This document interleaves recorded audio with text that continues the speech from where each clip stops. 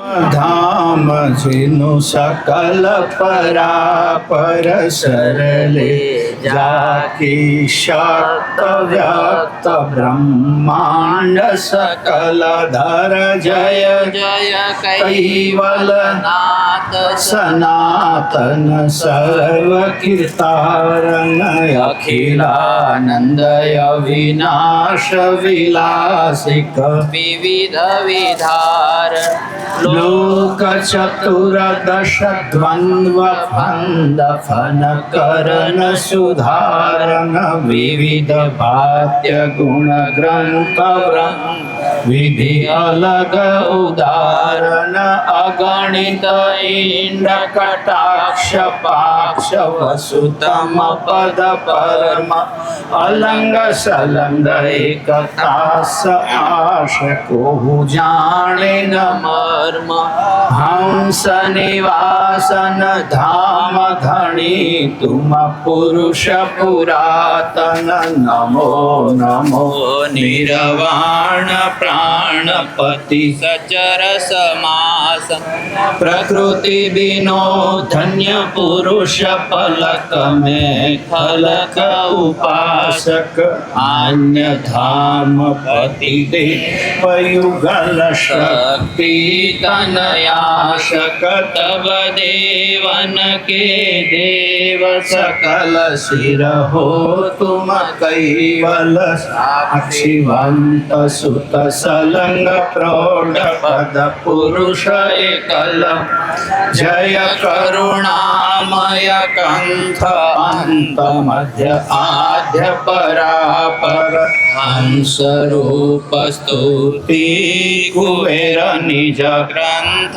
करण स्वर मंगल चरण प्रथम एहि धरन सजन उर ध्यान अब ग्रंथन प्रारंभ हो सुनहो संत सुजान लोक असंख्य उत्पन्न गति सप्त विपसुर धाम सो सब ग्रंथ में भाग्य हो विविध भात्य गुण ग्राम सकल अंग भिन्न भिन्न गति अर्थ बोध शुभ सार कहे कुबेर कर के कहूँ संशय हरण भव पार। आद्य सकृत स्वराज करुणेश केवल करता की श्री कृष्ण स्वामी महाराज की परम गुरु श्रीमद करुणा सागर महाराज की द्वितीय कुबेराचार्य श्री नानदासी महाराज की तृतीय कुबेराचार्य श्री बड़देव दासी महाराज की चतुर्थ कुबेराचार्य श्री भगवान दासी महाराज की पंचम कुबेराचार्य श्री प्रयाग दासी महाराज की षष्टम कुबेराचार्य श्री सीतर दासी महाराज की सप्तम कुबेराचार्य जगत गुरु श्री अविचल देवाचार्य महाराज की श्री सब संतन की श्री सब देवन की श्री ज्ञान संप्रदाय की श्री गुरुगादी सारसापुरी की श्री कैवल धाम की कथा सत्संग प्रारंभ समय का सत केवल साहिब सत केवल साहिब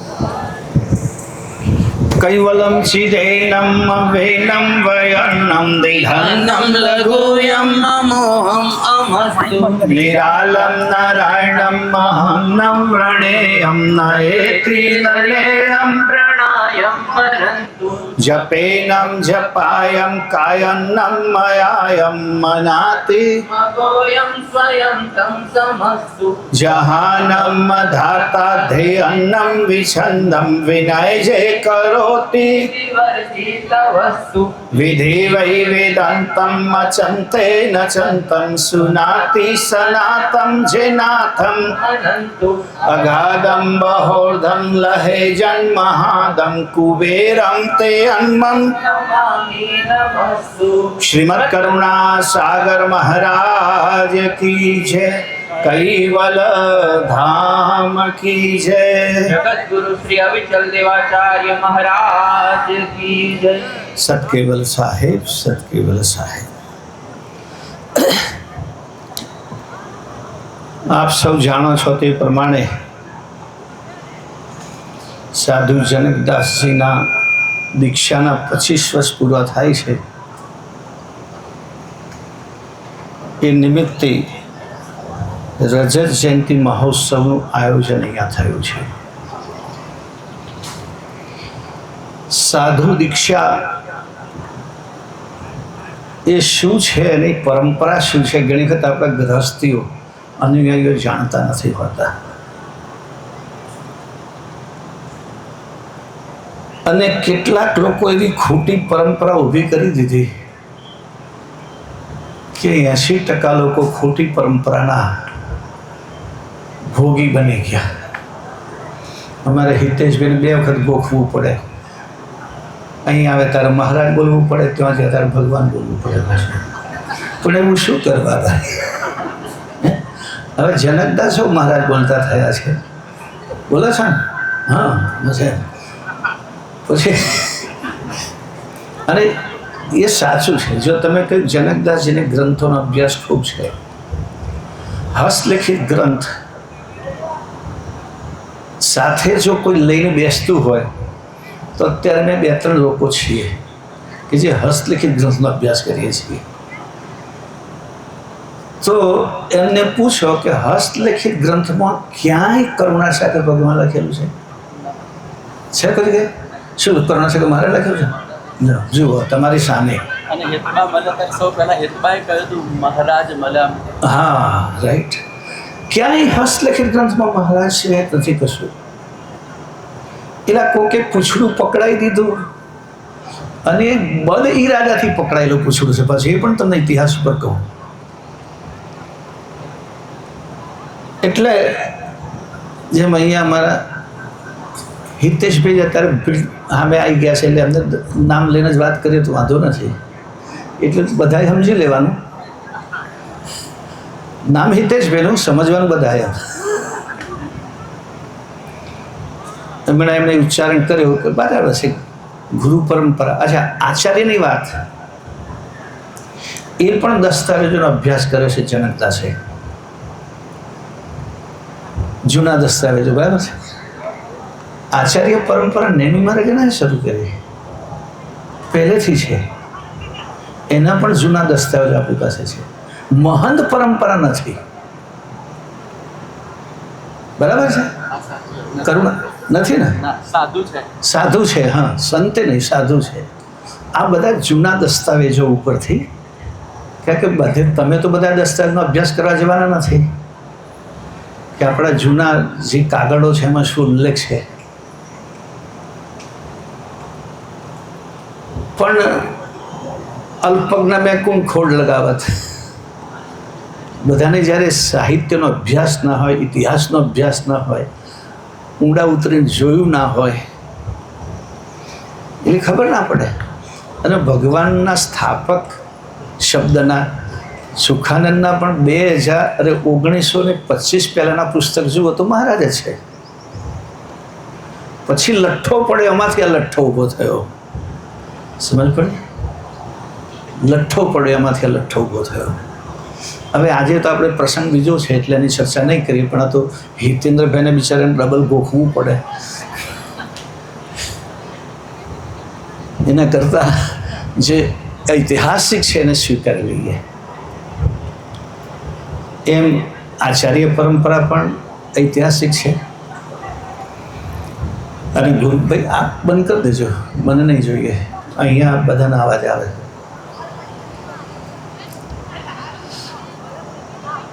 એટલે 2 ના બોલવું પડે. મારા ઘરમાં જો અહીંયા તમે ગુરુજી ગુરુજી કરો છો, પછી ત્યાં જશો ત્યારે કોણ હતો? કે ગાદીપતિ હતા. તો પાછા ગુરુજી ભૂલી જશો. એટલે 2 બાજુ 2 બોલવાના બાબતમાં કરુણા સાહેબ મહારાજે કહ્યું છે કે સન્મુખતા એ સરળ સ્વભાવે પૂટણ નકરું બોલે, એ મૂર્ખ મુરઝાળ વિનાનો શ્વાન સૂતરને તોલે. એ ચોખ્ખાઈ યાદ રાખવાની. એટલે 2 વાત ના બોલાવી જોઈએ. હવે સાધુ દીક્ષા મહોત્સવની વાત કરીએ કે સાધુ થાય એટલે એની 3 વસ્તુ બદલાય. સાધુ થવા માટે 3 વસ્તુ બદલવી પડે: વેશ, કેશ અને નામ. વેશ, કેશ અને નામ. વેશ એટલે કપડાં. એ કપડાં એટલા માટે દલાલા છે કે કપડાનો મોહ બહુ મોટો છે. બહેનોને ખબર. પણ તમે શું મેચિંગ તમારા સંતોનું જુઓ, નીચેથી ઉપર એક જ. તમારી પાસે છે કે મેચિંગ? આજકાલ મેચિંગનો જમાનો છે, એટલે જેવા તો બધા મેચિંગ જોવે છે. મેચિંગ જોવા જોવું હોય તો ઉપરથી નીચે સુધી. અને તે પાછું તમે તો બહાર નીકળો ત્યારે મેચિંગ કરો.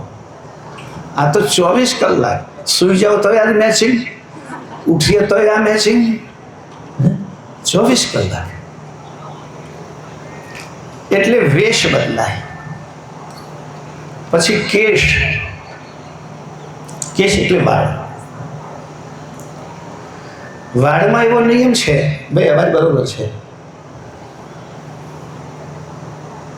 કે તો બધા જ વાળ રાખે અથવા તો બધા કાઢે.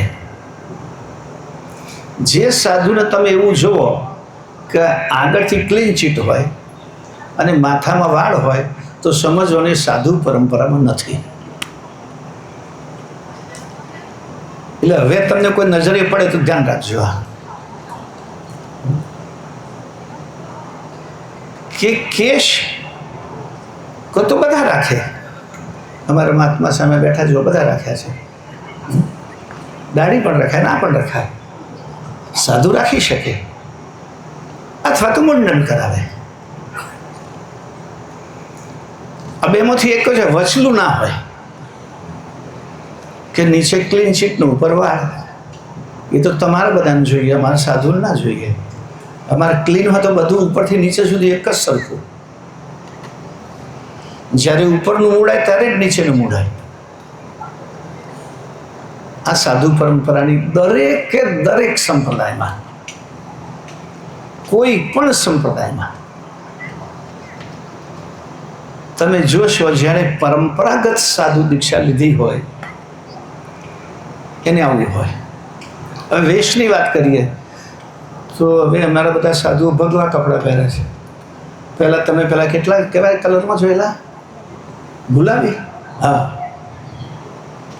એટલે એ પણ વિકૃતિ હતી. ગુલાબી કપડાં જે સાધુ, એ આપણા સંપ્રદાયનો રંગ નથી. મેં ગાદી પર આવ્યા પછી બધું સંશોધન કરવાનું કામ કર્યું છે વધારે. કારણ કે હું ન્યાયશાસ્ત્ર ભણીને આવેલો છું. ન્યાયશાસ્ત્રનું પહેલું ભણવાનું જે આવે છે પુસ્તક, એનું નામ છે તર્ક સંગ્રહ.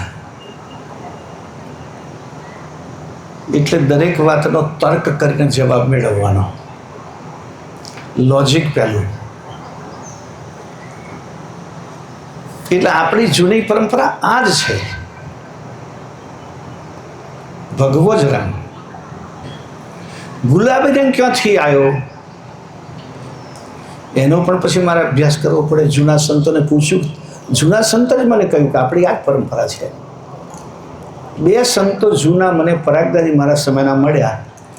એક સંતનું નામ હતું સેવાદાસ અને એક સંતનું નામ હતું કરસનદાસ. કરસનદાસજી વડનગરમાં રહેતા હતા અને અમારા વડનગર વાળા ભક્તો એમની પુણ્યતિથિ પર પણ કથા નોંધાઈ હતી. એ જ્યારે આવ્યા ત્યારે મેં એમના કપડાં ભગવા જોયા. જ્યારે ગાદી પર બેઠા મને 3 જ વર્ષ થયા હતા. ત્યાર પછી એમની સાથે સાથે સેવાદાસ કરીને છે, બંને પ્રયાગરાજ મારાના શિષ્યો. સેવાદાસ કરીને જે સંત હતા, બહુ જ ખૂબ મજબૂત માણસ, કાયદા કાનૂનનો સારો અભ્યાસ એ વખતે. એ બંનેને મેં ભગવા કપડાં જોયા.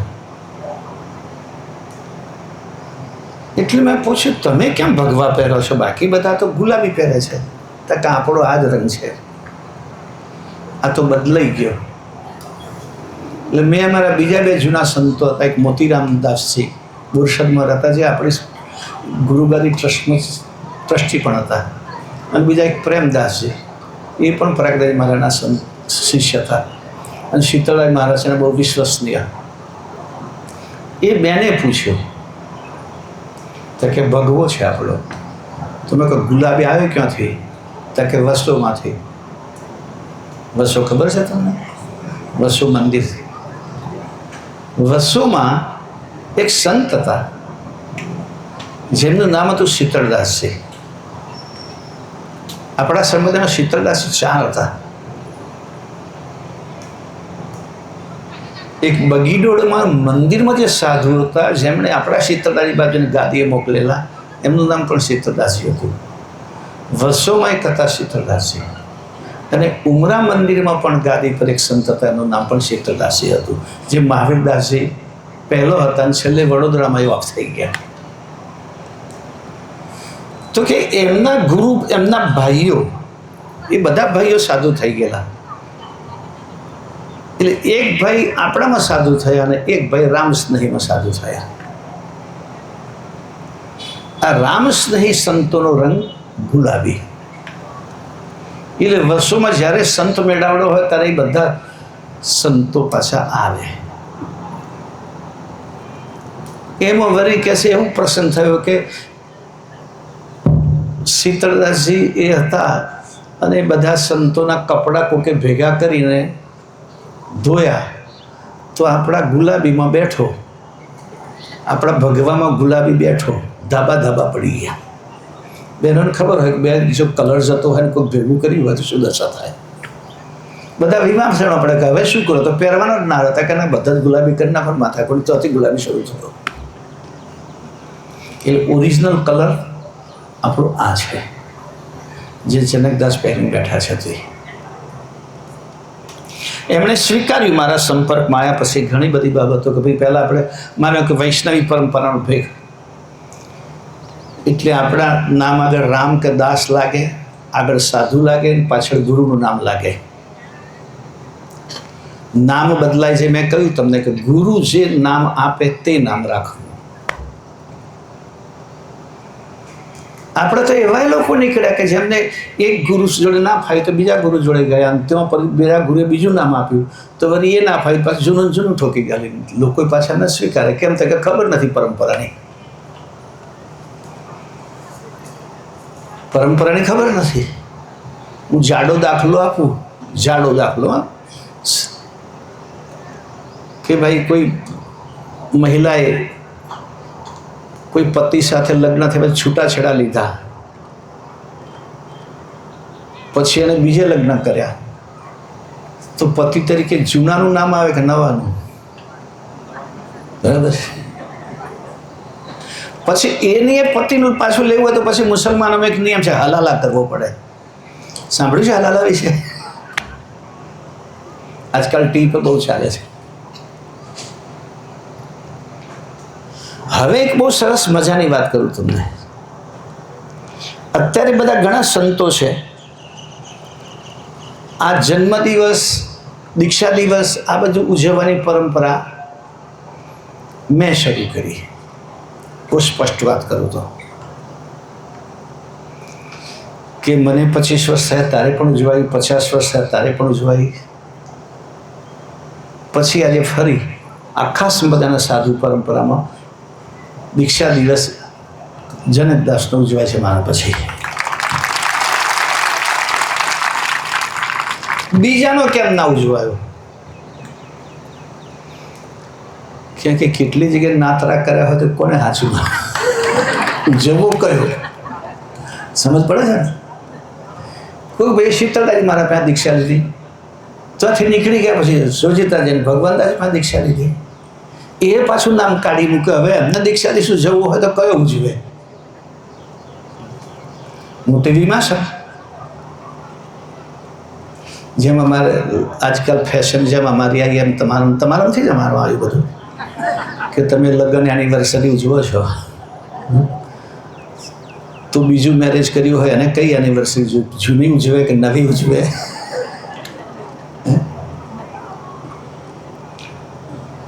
તો જનકદાસજીને એટલા માટે સાધુ દીક્ષા ઉજવી રહ્યો છે કે એમણે બીજા ગુરુ કર્યા નથી. મૂળ વસ્તુ આ છે.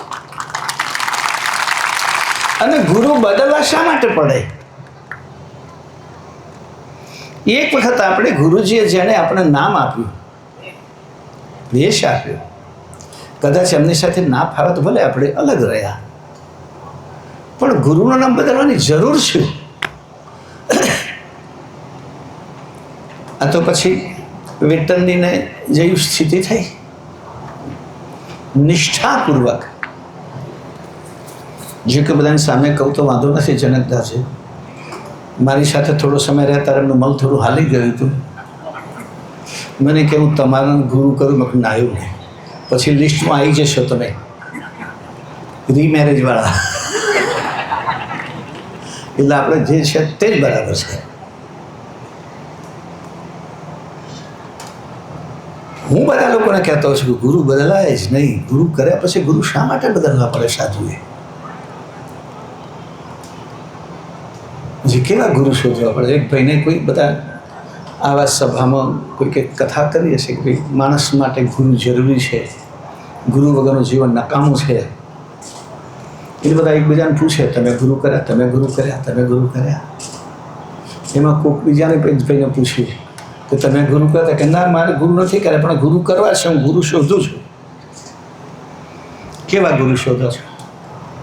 તો કે એવા ગુરુ મળે કે જે આપણા કયામાં રહે. હવે ચેલાને ગુરુના કયામાં રહેવાનું કે ગુરુએ ચેલાના કયામાં રહેવાનું? તો જે ચેલા ગુરુના કયામાં ના રહે એમને બીજા ગુરુ કરવા પડે. પછી ઓધવા પડે કે આપણા કયામાં કોણ રહેશે. પછી છેલ્લે એવા શોધો કે જે હોય જ નહીં હયાતી, મરી ગયા પછી અમને ગુરુ નામ લખો, એટલે એમનું કયું કશું કરવું પડે. એવાય નમૂના છે આપણે ત્યાં. આપણે તો એવાય નમૂના છે કે મારા જન્મતા પહેલાં જેનું નામ ગુરુ લખ્યું જતા રહ્યા હોય. તો આ બધું પરંપરા વિરુદ્ધમાં છે.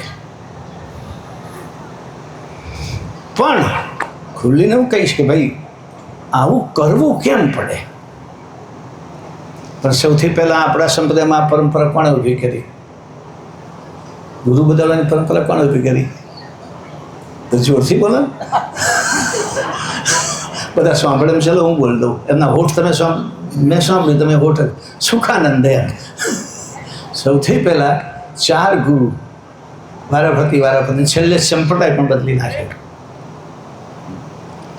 હવે એમની પેઢીમાં જે આવે પછી અમને જ અનુસરે. અમે નેમી મહારાજની પેઢીમાં આવ્યા હતા, અમે નેમી મહારાજને અનુસરીએ. તો એ પરંપરા ખોટી છે. ગુરુ બદલવા, ગુરુનું બાનું જે લીધું આપણે પહેલા સમજી વિચારી લેવું હતું. હા, જ્ઞાન બાબતમાં કદાચ એવું હોય,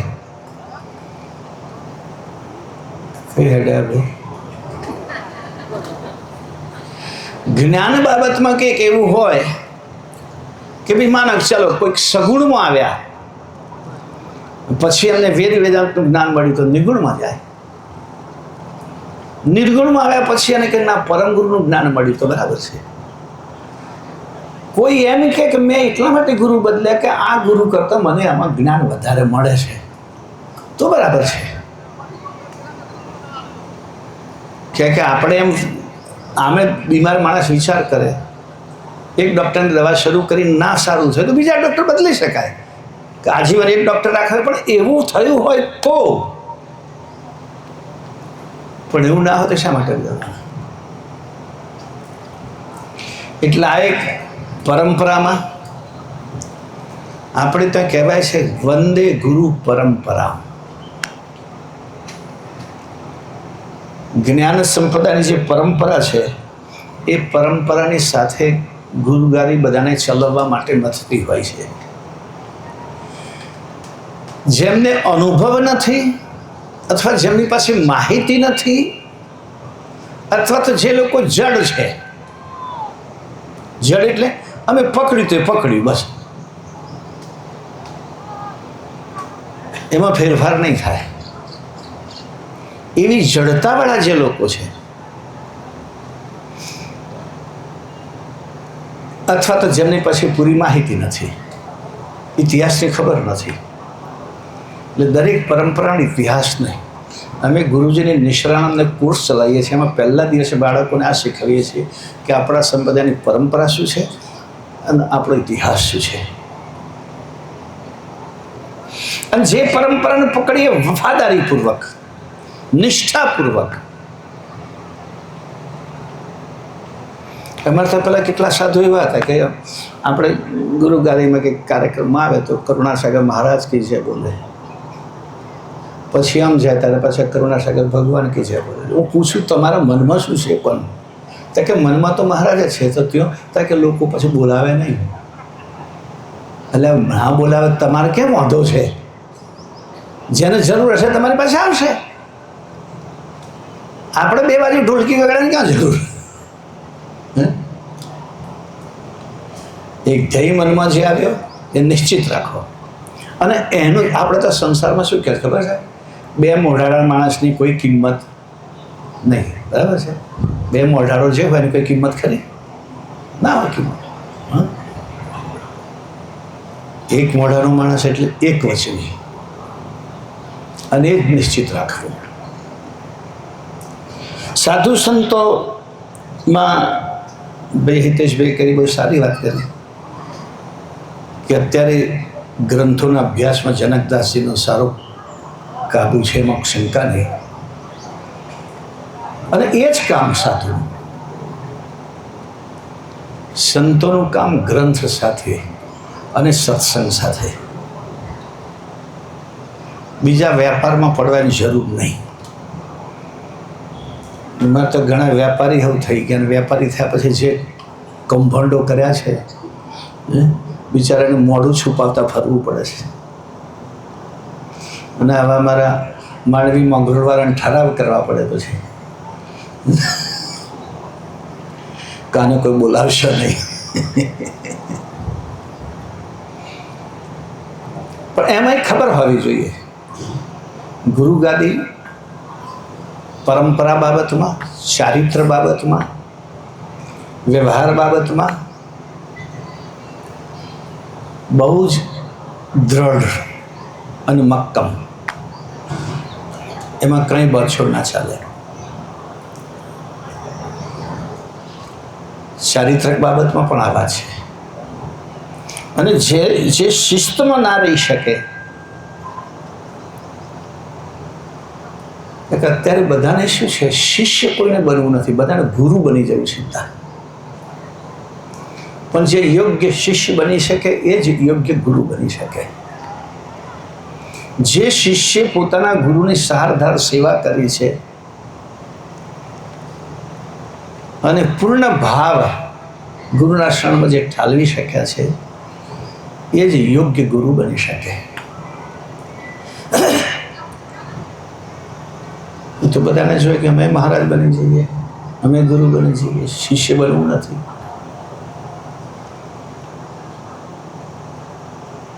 તો સેવા, અને આપણે તો પહેલાં કે આપણો ધર્મ શરૂ સેવાથી જ થાય. નાનદાજી બાપજી શીખવાડ્યું છે આપણે, મહેર કરી મોય દીજીએ સેવા સમણ ધ્યાન. સેવાથી અનુશાસન પણ આવે, સેવાથી વિનમ્રતા આવે. ને કેટલી વાતો એટલી બધી કહી છે પરમ ગુરુએ, ઘણી બધી બાબતો જેને તમે બરાબર સાર્થક અર્થ કરીને સમજો તો એમાંથી ઘણું બધું જાણવા મળે, ઘણું બધું જીવનમાં ઉતારવાનું મળે સાર્થક રીતે. નહીંતર આપણી પણ રોજ રાત્રે કથા ઓનલાઈન ચાલે છે. સવાર થતાં તો 3-4 હજાર લોકો સાંભળનાર થાય. અને આપણે તો બધાને કહેતા હોય છે ટીવી પર જ જોવાનું, અલગ અલગ ડિવાઇસ પર નહીં, બધા ઘરમાં થઈને એક જ ડિવાઇસ પર. ભલે મારે તો ઓછા વ્યૂઝ બતાવે એની ચિંતા નહીં કરે. કે આપણો યુટ્યુબ આપણો ધંધો નથી. આપણે લોકોને મળે માહિતી પરમ ગુરુના જ્ઞાનની, એ મહત્વનો વિષય છે. એટલે સંતનું જે આખું જીવન એ સમાજ માટે અનુકરણીય હોય છે. એટલે જીવન એવું રાખવું પડે કે જેમાં દાગ ના લાગે, હા, કોઈક માણસો જાણે જોઈને દાગ લગાડનારા મળતા હોય છે પાછા.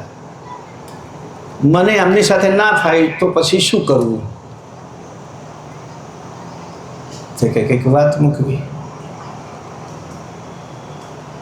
પણ નજીક જઈને અભ્યાસ કરીને પહેલાં ખાસ બધા અમારે ત્યાં તો મોટે ભાગે લોકો પરંપરાને બહુ દ્રઢતાપૂર્વક માનતા હોય છે.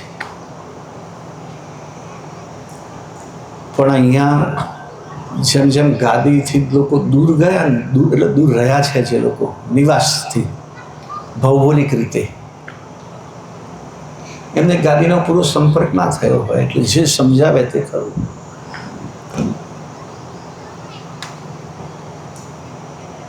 મહાન પરંપરાની વાત મેં જુદા દસ્તાવેજો જનકદાસ બતાવ્યા બધા. મેં લેમિનેશન કરી બધા દસ્તાવેજો રાખ્યા છે. કરુણાસાગરમાં રહેલી વખત પછી બીજા સંતો વખતે જે જે ઘટનાઓ બની ત્યારે સંતોએ જ્યાં કંઈક ઠરાવ કર્યા હોય એમાં બધાએ સહીઓ કરી હોય. ઇવન પરમગુરુ કરુણાસાગરનું નામ આપણે ત્યાં જમીનના દસ્તાવેજમાં છે કે જે સમાધિ મંદિરવાળી જે જમીન છે જેમાં આપણે અખંડ દિવ્ય જ્યોત એ પરમગુરુને સંપાદિત કરેલી છે અને એમાં સાધુ કુબેરદાસ ગુરુ કરશનદાસ એવું લખેલું છે. પરમગુરુના નામ આગળ એ પણ ઇતિહાસ અમારી પાસે છે. એટલે કારણ કે સંતની જ્યારે વાત થાય ત્યારે પરમગુરુએ જે પ્રમાણે સંતનું વર્ણન કર્યું છે એ સંત કક્ષામાં કરુણા સાગર સિવાય કોઈ આવતું નથી. એક વાત. બીજી વાત, સંતને કદાચ વ્યવહારિક ટાઇટલમાં લાવી દીધું તો ગ્રહસ્થને પણ લોકો સંત કહેતા હોય છે. ગાંધીજીને સંત ના કહ્યા તમે બધા? સાબરમતી કે સંત તુને કર દી કમાલ, સંત આવી ગયું. આશારામ બાપુ બિચારા જેલમાં છે તો પણ સંત તો કહેવાય છે. ગ્રહસ્થી છે, બૈરા છોકરા બધું છે. એટલે જે ત્યાગી છે એનું ટાઇટલ અને આપણા જ સંપ્રદાયમાં નહીં. તમે માનો કે સ્વામિનારાયણ સંપ્રદાયની સાધુનું પણ કોઈ જગ્યાએ નામ જોશો ને તો આગળ સાધુ લખેલું હશે. વૈષ્ણવ પરંપરાના સાધુઓનું નામ તમે જોશો સાધુ, પછી મહંત, પછી આચાર્ય. અને આપણે તો મહંત પદ છે ને, મને પહેલાં ખબર એવી હતી કે મહંત હશે, પણ જેમ જેમ થોથા ઉઠાવ્યા તેમ તેમ આ વસ્તુ નીકળી. એટલે સંત પરંપરા જનકદાસે સાચડી ગુરુ પરંપરા. તો આજે એમનો 25મો આ દીક્ષા મહોત્સવ ઉજવવામાં આપણે બધા ભેગા થયા. બીજો કોક એમ કે મારે દીક્ષા મહોત્સવ ઉજવો તો આપણે જઈએ, પણ એક ગુરુવાળા હોય તો સુરકોવાળા વિચાર કે મારો દીક્ષા મહોત્સવ કયો ગોઠવવો, કે એમણે તો પહેલાં દીક્ષા લીધેલી અને ફરી જેનું નામ લીધું તો વચ્ચે 2-3 પેઢી કાઢી નાખી. એમને તે ભાઈએ જોયા નહીં તો એમને કયું ગોઠવવો. એવા ઘણા બધા. એટલે આ એક ગૌરવનો વિષય છે. જુઓ, આ એક ગૌરવનો વિષય અને સીધા જ પરંપરા પ્રમાણે જવાનું હોય, સ્ટેપ બાય સ્ટેપ. અને એ પ્રમાણે બહુ સરસ. અને આપણે પરમગુરુને પ્રાર્થના કરીએ કે આ પરંપરામાં એ પરંપરાને બરાબર દૃઢતા હવે તો નિભાવવાના છે, કારણ કે અમારા સંઘમાં આવ્યા એટલે મને શીખા. હું તો વાત નીકળી તારે બધી વાત કરું કે સંઘમાં એમણે એમનું આધાર કાર્ડ બનાવ્યું તેમાં જનક સાગર લખ્યું હતું છે હજુ એમ બદલ્યું. હા, તો મેં કોઈ આપણે કેમ સાગર લખ્યું? પરમગુરુ જ કરુણા સાગર. એટલે પછી વાત કરું એવું નરવેદ સાગર એ પણ નામ છે જ નહીં કોઈ જગ્યાએ ગ્રંથમાં ઉલ્લેખ. નારણદાસ જે છે, નારણદાસજી મહારાજ જ છે. અને નરવેદ શબ્દનો આપણે તો કેટલા લોકો અર્થ કરે છે ત્યાગ. ખોટો છે. નિર્વેદ શબ્દનો અર્થ ત્યાગ થાય. એટલે નિર્વેદ સાગર બરાબર નારણદાસજી બાપજી વૈરાગના સાગર હતા.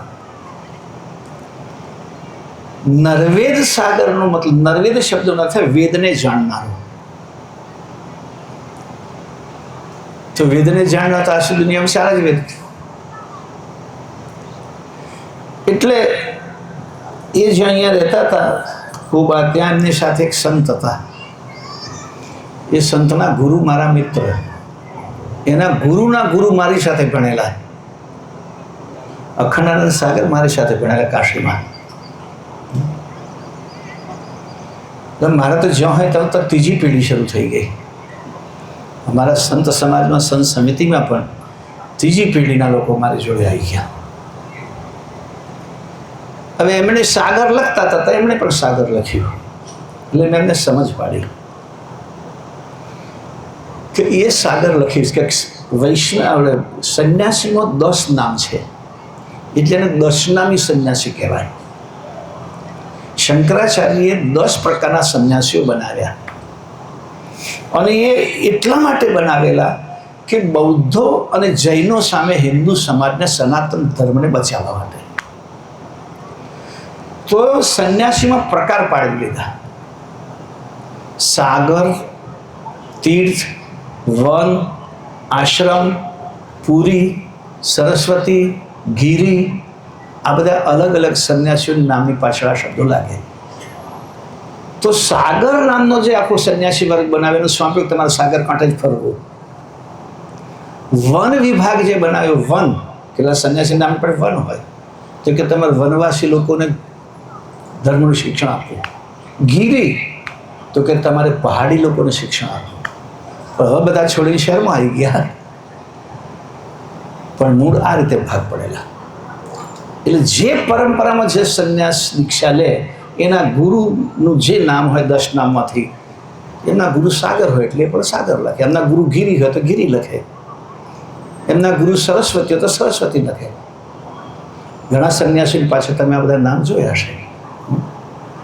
તો એ રીતે આપણી પરંપરામાં દાસ અને રામ તો બરાબર છે, સમજાય. જેને એક બે વાતો છે પાછી કે ભાઈ સમજ્યા જે બુદ્ધિશાળીને કહેવાય કે એને ખબર પડે કે આ બરાબર સાચું છે એને પકડ્યું, એ મહત્વનું છે. મેં કહ્યું તરત જ કહે કે બરાબર છે. અને એ જ સમજુ માણસની નિશાની કે તમે કહો કે આવું છે તો એવું સ્વીકારવું. ને તો પેલી અખાણી કંઈક પંક્તિ છે, આખી સરસ પંક્તિ છે, સમજાયા બહુ પણ ના સમજ્યા, એવી કોઈક પંક્તિ છે. અને પછી એમને કહ્યું કે સમજાયા એ બહુ થોડા, બાકી બધા પ્રજાપતિના ઘરના ઘોડા. સમજ પડી? આની કોઈ પંક્તિ. સમજાય પણ ના સમજાય એ કઈ ના ઘોડા. અખાની આવી પંક્તિ છે. સમજાય પછી સમજે ના તો પછી એમને ત્યાં ઘોડા તરીકે મૂકી આવવા પડે. અખો શાણો હતો એટલે બીજો શબ્દ ના વાપર્યો, ઘોડા શબ્દ વાપર્યો. એટલે 25 વર્ષ જો મને તો 50 સમજા ને, દીક્ષા મહોત્સવ 2023માં 50 વર્ષ થયા હતા. હું બધા ઘણાને કહું છું કે મારા જીવનમાં સુવર્ણ જયંતિ મહોત્સવ 3 આવ્યા. એક તો શરીરને 50 વર્ષ થયા સુવર્ણ જયંતિ મહોત્સવ, એક દીક્ષા લીધી અને 50 વર્ષ થયેલા સુવર્ણ જયંતિ મહોત્સવ, અને ગાદીને 50 વર્ષ થયા એનો પણ સુવર્ણ મહોત્સવ.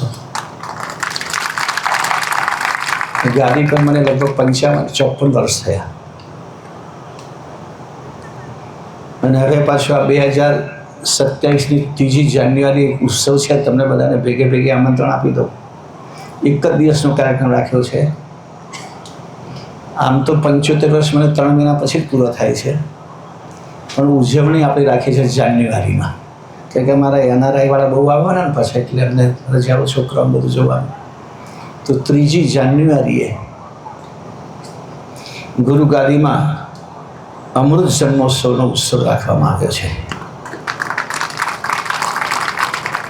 ત્યાર પછી 10મી જાન્યુઆરીએ અમરદાળમમાં જે ભૂમિ અમે સંપાદિત કરી છે એ ભૂમિ શુદ્ધિ અર્થે, જેને આપણે ભૂમિપૂજન કહેતા હોઈએ, પણ એકચ્યુઅલી ભૂમિ શુદ્ધિ અર્થે ત્યાં પરમ ગુરુ ષોડશોપચાર પૂજન રાખ્યું છે. આપણે ષોડશોપચાર પૂજન, એમાં જે ભૂમિદાતાઓ છે બધાને ભૂમિપૂજનમાં બેસવા માટેનો લાભ મળવાનો છે. એટલે એમાં પણ તમે ચોક્કસ જોડાજો. અને બધી જ આમ તો ઘણી વખત જે ગ્રંથોમાં જુદું જુદું પડ્યું છે એની બહાર લાવવાનું કામ, જેમ કે આપણે ષોડશોપચાર પૂજન કરીએ છીએ તો ઘણા કે આ કર્મકાંડ કઈથી કાઢ્યું. એક દિવસ અમે જનકદાસભાઈ બેઠા કે વિધિપૂર્વક પૂજનનો ઉપચાર બાપ જે લખ્યો છે કે છે એ આ શક્તિ સારી છે જનકદાસને. મને કે હા બરાબર છે. શોધી કાઢ્યું. પરમ ગુરુએ લખ્યું છે કે મારા સ્વરૂપનું ઉપચારપૂર્વક જે કોઈ પૂજન કરશે નિયમિત, ઉપચાર, એમાં ઉપચાર લખ્યા પણ છે, પાછા 3 ઉપચારનું નામ લખ્યું છે.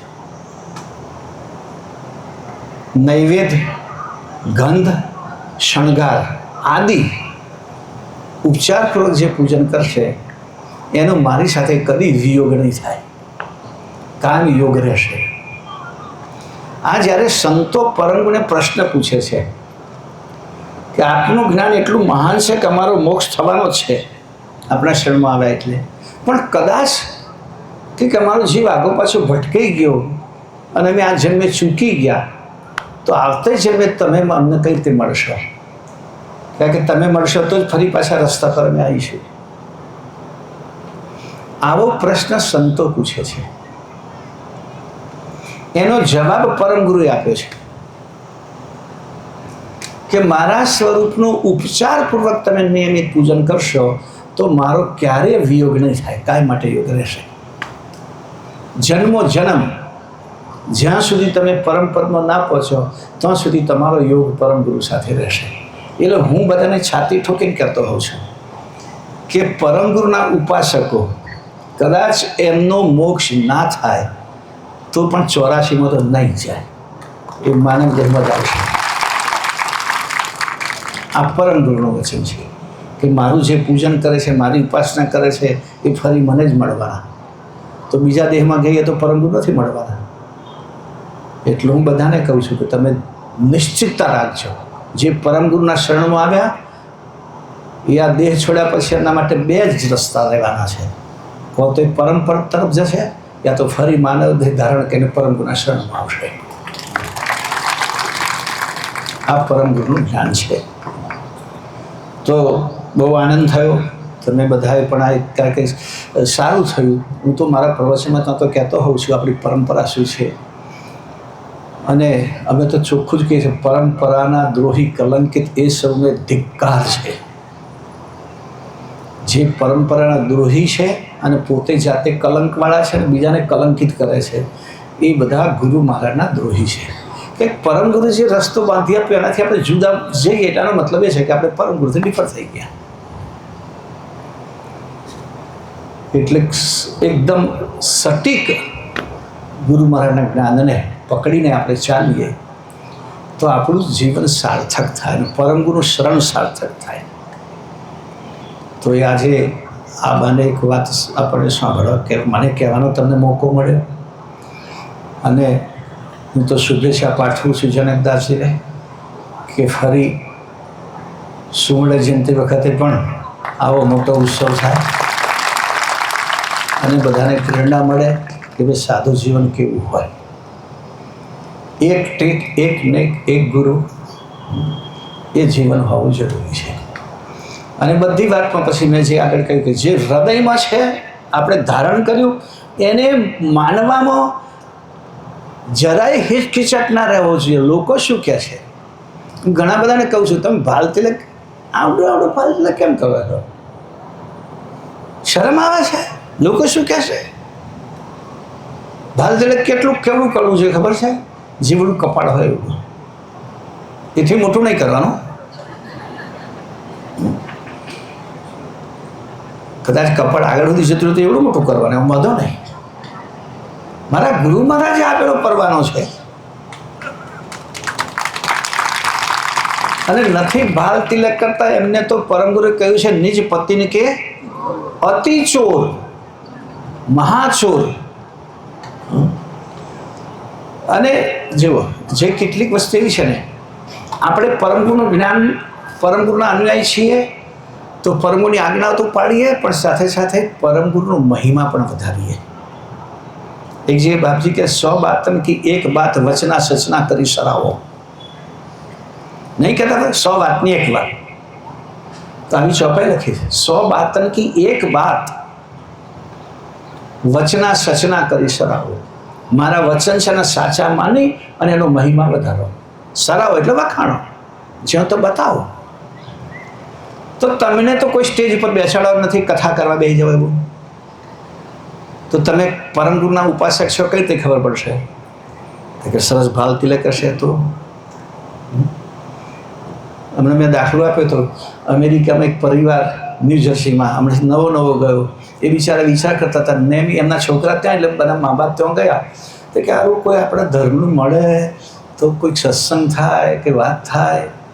તો પેલો છોકરો H1 ઉપર ગયેલો, એટલે સવારે ઉઠીને જોબ પર હાજે આવીને પછી પથારી. એટલે એને બહુ ખબર નહીં. એક શાક માર્કેટમાં એ ઇન્ડિયન ગ્રોસરી સ્ટોરમાં શાક લેવા માટે ગયા. તેમ શાક જોતા હતા અને બાજુમાં બીજા એક બેન પણ શાક લેતા હતા. અને એમને ઘેરથી ફોન આવ્યો. એમણે ફોન ઉપર હા સત્યવલ સાહેબ, એટલે પેલા બેને લાઈટ થઈ ગઈ. બધું પતા તમે સત્યવલ હતા કહેતા કે હું એ માનું.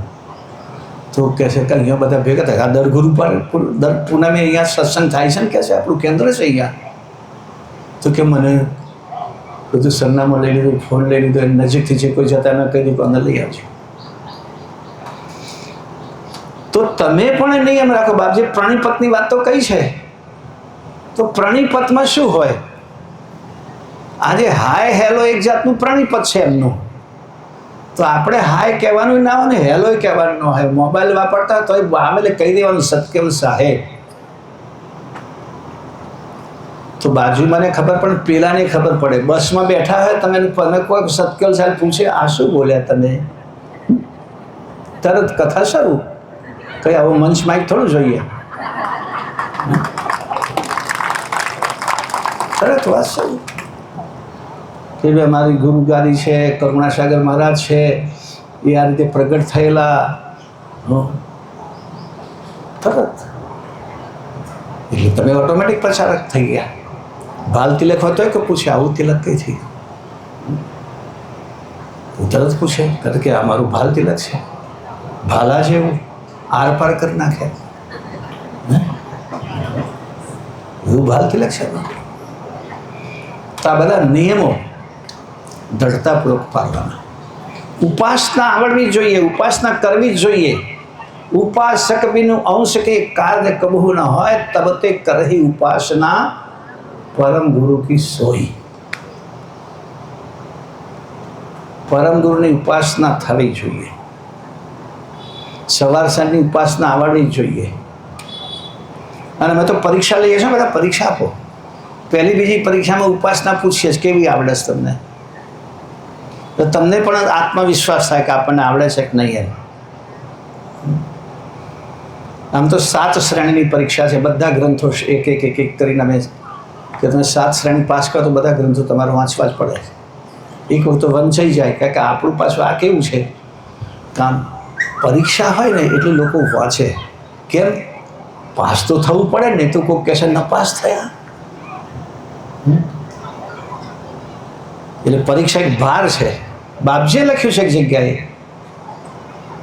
સરસ સરસ વાંસની લાકડી થાય લાઠી, પણ વાંકો વાંસ હોય તો વજન મૂકીને સીધો કરવો પડે. સમજ પડે છે? હે, ઉપર વચ્ચે બે છેડે બે પથરા, 3 પથરા ગોઠવો તો પાછો સીધો થઈ જાય. એટલે આવું વજન મૂકીએ તો વાંસ સીધો થઈ જાય, વાંકો હોય તોય. અને સીધો બધાને ગમે. જુઓ, સીધો માણસે ગમે, સીધું લાકડું ગમે, બધું સીધું ગમે. વાંકવું તો લાકડું કોઈને ગમતું નથી. એટલે પરમ ગુણા જ્ઞાનમાં પ્રસાર સીધા થઈને, અને તે પછી પાછું અમે મંદિરની વાત કરીએ. શીખ લોકો એમના ગુરુદ્વારું જે છે તો અમૃતસરને હરમંદર સાહેબ કે. હરમંદર એટલે મૂળ હરિમંદર, મંદર એટલે મંદિર. અને હું એમ કહું છું પંજાબી શબ્દ છે મંદર. મન દર એટલે મનનું દર. આપણે ગુજરાતીમાં કહેવત છે, સાપ દરમાં જાય તો જ, હા, સીધો થાય તો જ પહોળો થાય. બરાબર, હા, તમારી ભાષા કરી. પોંસરો તો જ થાય, મહેસાણી ભાષામાં પોંસરો કહે. દરમાં જાય તો સીધું થાય. તો મનનું દરે મંદિર. તમારા જેના જેના ગામમાં મંદિર છે એમણે દિવસમાં એક વખત તો દર્શન કરવા અચૂક જવું જોઈએ. અમે 9 નિયમો એક નિયમ મૂક્યો છે. અને સમય મળે તો ઉપાસના અવશ્ય કરવી જોઈએ. ઉપાસના તો સાંસવાની શીખો. પરમ ગુરુએ આમ તો આજ્ઞા એવી કરી છે સદગ્રસ્તો માટે, જાપ 720 જપાય યુગલ ગણિત પૂર્ણ થાય. 720 અમર મંત્રના જાપ કરવા એવું કહ્યું છે. અને 720 અમર મંત્રના જાપ કરવા માટે તમારે 48 મિનિટ જોઈએ. હવે તમે 10 મિનિટ મોબાઈલ જોયા વગર રહી શકતા નથી, એ 48 મિનિટ કેમ નહીં કાઢો? તો કે એમના માટે સરળ રસ્તો શું થાય કે ઉપાસના. ઉપાસના સરળ રસ્તો છે, જેની સાથે હું તો કહું પરમ ગુરુ સાથે આપણું મન જોડાયેલું રહેવું જોઈએ. અને એના માટેના બધા સાધનો છે. એ સાધનો રાખવા. અને આ પ્રમાણે જ્યારે સંતની વાત થાય ત્યારે, જો કે અમે તો કથાની બાબતમાં ઘણી વખત કેટલા સંતોને અમે જોતા હોઈએ છીએ. કથા એ 5-25 ચોપડી ગોખીને બેઠા હોય, એના ઉપર જ એમનો વેપાર ચાલે. નવું કશું જ નહીં, નવો અભ્યાસ 0. ગ્રંથ સાથે મતલબ જ નહીં. પછી એમના સંતોના જીવનનો મતલબ જ છે. બાપજી કે તાતે તુમ સબ ગ્રંથ અભ્યાસો વિવિધ વિક્ત કરી અર્થ વિકાસો. ગ્રંથના અર્થનો વિકાસ કરો, એ જરૂરી છે. અમે મારે ત્યાં ગ્રંથનું અત્યારે ચાલે છે બધું લખવાનું.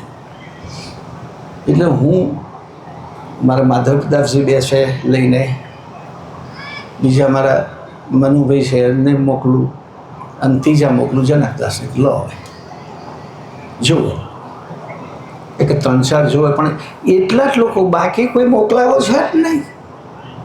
ગ્રંથ સાથે કોઈ લેવા દેવા જ નથી. ગ્રંથ તો પરમ ગુરુનું સ્વરૂપ છે. એટલે એની સાથે જ કથા સત્સંગ થાય. પરમ ગુરુના ઉપદેશો ને ઉપદેશો અને આદેશો, એનું ચિંતન એ જ કથા. તમારે ત્યાં ઉત્તર ગુજરાતમાં બધા હતા જુદા જુદા જૂના તો એમનું કામ કેવું, બેસે એટલે સીધી દેવોની નિંદા. જૂના જમાનાના બધા જે આ જ કામ. મને 1982માં સૌરાષ્ટ્રમાં લઈ ગયા તમારા રાજાભાઈ ને પેલા કનુભાઈ, આપણા મિસ્ત્રી આ બેઠા રાજાભાઈ. એક ગામમાં ગયા તો મેં કથા કરી, તો મારો તો 1 કલાકનો ટાઈમ કે 1.5 કલાક. પછી પેલા બધા કે બસ પતી ગયો. મેં તાર કેટલું જોઈએ તમારે? કાંઈ નહીં હોઈ જાઓ. અમે બેસવું એટલે બધા પેલા એમના પેરેસવાળા બેઠા.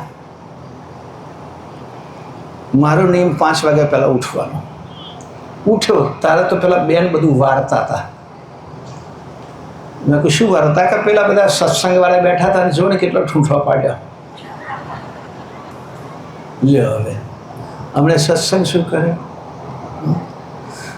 અને તમે જુઓ તો એક મોટું તગારું તો રકેબીઓનું ભરેલું, આખી રાત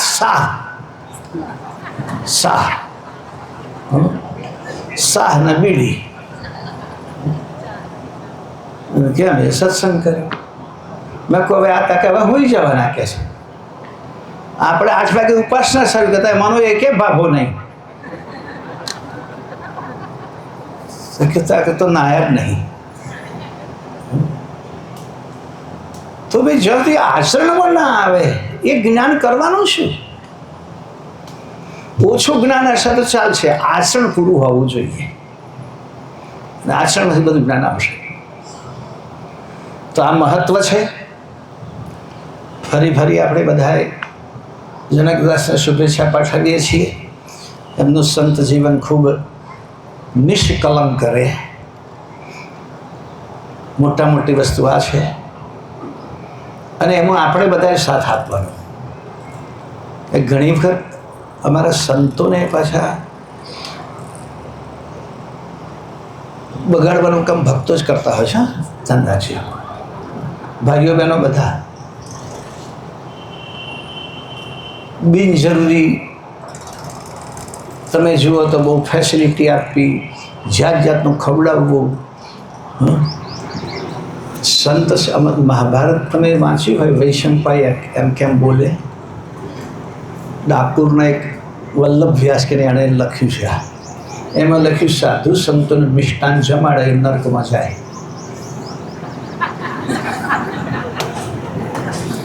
સમજી લેજો. કારણ કે જે ખાવ એમાંથી સપ્ત ધાતુ પેદા થાય. પછી ધાતુમય જઈ આવીને જોડતો કરે ને પછી બહાર નીકળવા. એટલે સંતને સાદું ભોજન જ હોય. જેટલું સાદું ભોજન કરે એટલું છે. સાત્વિક ભોજન હોય બસ. પવિત્ર હાથથી બનેલું હોય, પવિત્ર ભાવથી બનેલું હોય.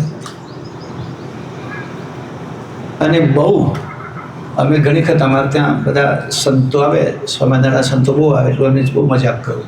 જ્યારે આવે ત્યારે મારા માટે અડદિયા પાક લાવે અને હું યાદ કરીને કહું અડદિયા પાક લાવ્યા. હું તો ખાઉં ને બધાને વેચી જ દઉં, પણ એમની પણ અડદિયા પાકમાં ખાઉં. પછી એમને કહું કે આ ડુંગળી લસણ કરતાં વધારે જોર કરે.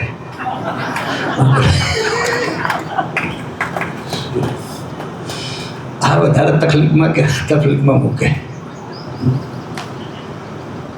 એટલે સાદું ભોજન, સાદું જીવન એ ઉચ્ચ આચરણની નિશાની છે. શ્રેષ્ઠ આચરણની નિશાની સાદું જીવન ને સાદું ભોજન. અને એ જ આપણે સંતોમાંથી શીખવાનું છે. અમારે ત્યાં અત્યારે કેટલા લોકો એવા છે કે જે ઘઉં ચોખા છોડી દીધા. બોલો, કુદરી પાછી લાયા અમે. કુદરા તો નામ સાંભળ્યું છે ને? કુદરી તો હવે કોઈ રાખતું જ નહીં. ઘરમાં કોઈ નામ નહીં. નહીં કુદર ભાઈ કે નહીં કુદરી બેન.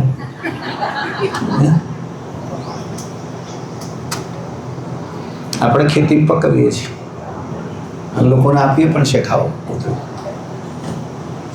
અને આખી દુનિયામાં હવે આ ચાલ્યું છે કારણ કે ગ્લુટેન ફ્રી શરૂ થઈ ગયું છે.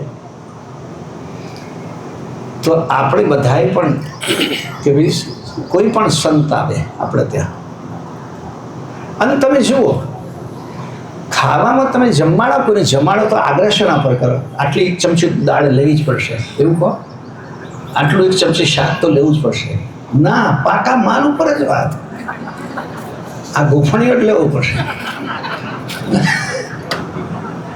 હવે બિચારો પહેલા જૂના જમાનામાં તો 4 ઉઠાઈ જતા હતા. બરોબર છે કારણ કે એમની પાસે શ્રમ હતો. હવે શ્રમ કશું ના હોય, બેઠાડું જીવન હોય. અને પછી આ ગોઠવી આપણે મોટા ભાગના અમે બહાર જઈએ છીએ ત્યાં કોરોના પછી જ્યારે બધી સભાઓ શરૂ થઈ, એક જગ્યાએ હું ગયો તો મોટા ભાગના 2-4 સંતો આવ્યા કે તારું કંઈ જવાનું નહોતું તો વજન વધી ગયું. તો મેં કહું ભજન વધારો ને તો વજન નહીં વધે, અને સાધુએ ભજન જ વધારવાનું હોય, વજન ના વધારવાનું હોય. પણ એ બધું આપણે સહકાર આપવો પડે, કારણ કે ઘણી વખત સંજોગ પેદા નહીં કરવાના. કોઈક માણસ લપસતો હોય તો તમે સંજોગ પેદા કરી આપો તો વધારે લપસે. એટલે બધું આપણા હાથમાં છે. એટલે ભક્તોએ પણ એ જ વિચારવાનું કે ભાઈ આપણા સંતો વધુ ને વધુ પ્રગતિ કરે ને એમના તરફથી આપણને વધુ ને વધુ સત્સંગ અને જ્ઞાનનો લાભ મળે. એ આપણું પણ કર્તવ્ય છે. અને સત્સંગ અને સાધુ આમ તેમ જતો હોય તો કહેવાની આપણામાં હિંમત હોવી જોઈએ કે તમે આ માર્ગ બદલો છો. એ કહેવામાં જરાય વાંધો નહીં કે આ ખોટું થઈ રહ્યું છે, એ હિંમત આપણામાં હોવી જોઈએ. પણ પછી આપણે વિચાર કે ના ચલો ને હવે આપણને મોટું પડીકું આપે છે ને મહારાજ, પછી બીજું શું કરવાનું? તો જીવન શુભેચ્છા આપીએ ફરીવાર જનકદાસજીને. સાધુ જીવન એમને ખૂબ ઉજ્જવળ બને અને સાથે અનેક લોકોને પરમના જ્ઞાનનો લાભ મળે. પરમ ગુરુની જ્ઞાન એટલું નહીં પણ આખો અગાધબોધ બનાવ્યા પછી છેલ્લે વાત જે લખી છે રહેશ વિધિ, ખબર છે? રહેશ વિધિ. અને કહ્યું છે આ ઇમ્પોર્ટન્ટ છે, કારણ કે હમ વૈદક ભવ દુઃખ દર્દ કે પણ શરીરનો રોગ ન જાય, પથબીનું પદ નહીં પાઈ. શરીર મહત્વની છે. એટલે એ બધાને અમે તો મધ્ય ભાગે કથામાં વાત એ ત્યારે કરીએ છીએ, આ ખોટો ભગવાન, આ ભગવાન નથી ને આ ભગવાન નથી. ભાઈ તમે પરમગુણ ક્ષણમાં આવી ગયા, બહુ સાચી વાત. બીજી લોબી માથા કટકા કે તમારે પરમગુણ કઈ રીતે પસંદ કરવા, તમારું કલ્યાણ કઈ રીતે કરવું, એ જ વાત સાંભળો ને એ જ વાતના જીવનમાં અમલ મૂકો. નહીં તો મોટાભાગના કથાકારો અત્યારે જો આવે તો પછી એમને કાંઈક બીજું તો આવડતું ના હોય ને. એ સદાચાર ભરી જીવન ના જીવતા આપણને સદાચાર શું શીખવે? એ સાદું જીવન ના જીવતા હોય આપણને સાદું જીવન શું શીખવે? એટલે એ સદાચાર માણસના જીવનમાં જરૂર છે. એ જ પ્રાથમિક શિક્ષા છે. આચાર પ્રથમો ધર્મ. અને એ આચાર વિચાર બધાનામાં આવે એવી અભ્યર્થના સાથે મારી વાતને અહીંયા પૂરી કરું છું. કારણ કે આમે હું મોડો આવ્યો છું અને પાછું કારણ કે ટ્રાફિક બધું, અને અમારા ડ્રાઈવર નવો હતો એટલે જરાક તો ભલે સર. जय बोलो आद्य सकृत स्वराज करुणेश केवल करता की जय. श्री कृष्ण स्वामी महाराज की परम गुरु श्रीमद करुणा सागर महाराज की द्वितीय कुबेराचार्य श्री नारायणदास जी महाराज की तृतीय कुबेराचार्य श्री बड़देवदास जी महाराज की चतुर्थ कुबेराचार्य श्री भगवान दास जी महाराज की पंचम कुबेराचार्य श्री प्रयागदास जी महाराज की षष्ठम कुबेराचार्य श्री शीतलदास जी महाराज की सप्तम कुबेराचार्य जगत गुरु श्री अविचल देवाचार्य महाराज की श्री सब संतन की श्री सब देवन की श्री ज्ञान संप्रदाय की श्री गुरुगादी सरसापुरी की श्री केवल धाम की कथा सत्संग पूर्णावती का सत केवल साहेब. सत केवल साहेब, सत केवल साहेब.